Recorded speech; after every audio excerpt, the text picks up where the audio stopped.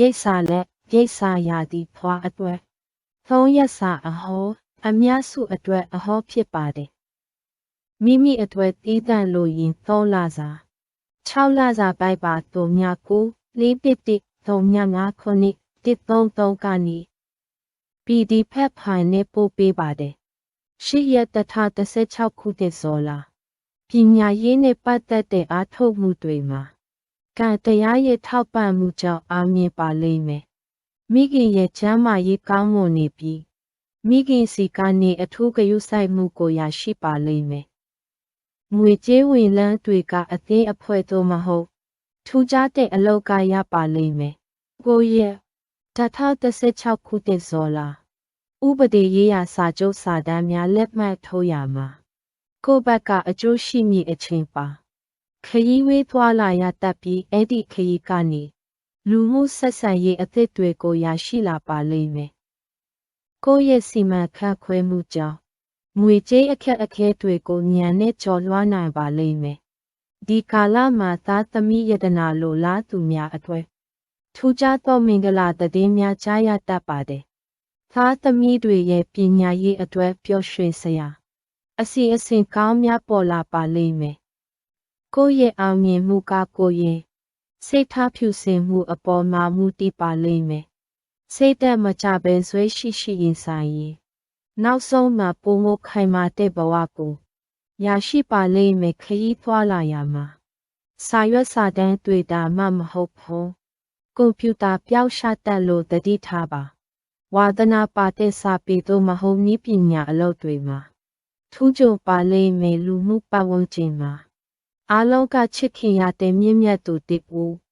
ဖြစ်လာပါလိမ့်မယ်အစအိမ်တို့မဟုတ်ရေဘက်ပိုင်းဆိုင်ရာချမ်းမာရေးကိုဂရုစိုက်ပေးပါစနေကြိုကိုတောက်ကြစီနင်းချင်းသင်ဤဆိုင်တာဖိုးများသည့်လက်ရှိအစဉ်အလာများဖြင့်စန့်ကျင်ဘက်ဖြစ်နေတတ်ပါသည်30ရက်2016ခုတည်းစောလာစေကူထေကအတိုင်းဘဝကိုပျော်ပျော်ရွှင်ရွှင်ပုံဖော်နိုင်မယ်ကံထူးသောအချင်းပါသားသမီးတွေရဲ့ပညာရေးအတွက်ပျော်ရွှင်စရာအစီအစဉ်ကောင်းများပေါ်လာပါလိမ့်မယ်ဒီကာလမှာစိတ်ဓာတ်ကအလွန်နှုတ်နယ်နေပြီးစိတ်ကူးရင်ကဘာထဲမှာနေချင်ပါလိမ့်မယ်17ရက်2016ခုတည်းစောလာဒီကာလမှာသားသမီးယတနာလိုလားသူများအတွက်ထူးခြားသောမင်္ဂလာသတင်းများကြားရတတ်ပါတယ်စေကူထဲကအတိုင်းဘဝကိုလူလတ်စွာပုံဖော်ဖို့ကြိုးစားရင်းအောင်မြင်ပါလိမ့်မယ်ကိုယ့်ရဲ့ကံတရားကသင်ကိုစိတ်ဝိညာဉ်ပိုင်းဆိုင်ရာတိုးတက်မှုပေးအပ်ပါလိမ့်မယ်17ရက်2016ခုတည်းစောလာအများနဲ့ပတ်သက်တဲ့နေရာတွေမှာရင်းနှီးမြှုပ်နှံခြင်းကဒီကာလမှာအောင်မြင်မှုရပါလိမ့်မယ်မင်္ဂလာရှိသောသတင်းကောင်းများသို့မဟုတ်ပျော်ရွှင်စရာပွဲလန်းသဘင်များကြုံရတတ်ပါတယ်စိတ်ဓာတ်ကတည်ငြိမ်အေးချမ်းနေပြီး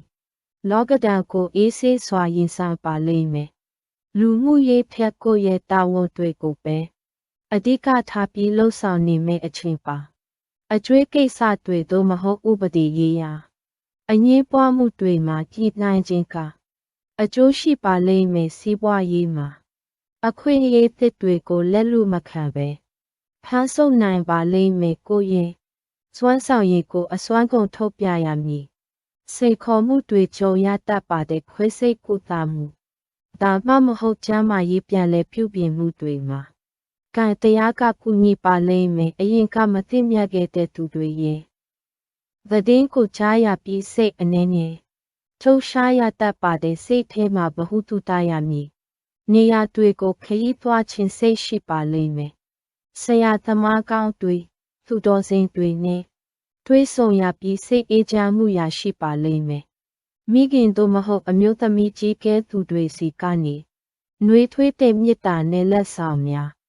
ရပါလိမ့်မယ်စနေကြိုကိုတောက်ကြစီနင်းချင်းဒီစနစ်တကျရှိမှုဖြင့်စိကဥပဒေများကို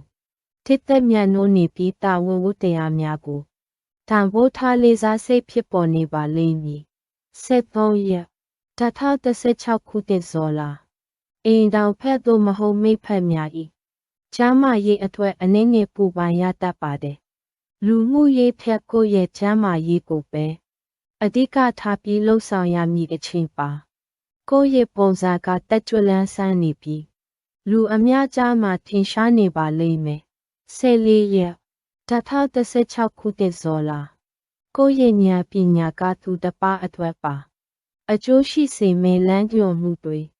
ပေးနိုင်ပါလိမ့်မယ်အချို့အားဖြင့်ဒီကောစာကာလဟာတင်းရဲ့မိဖက်ကံနဲ့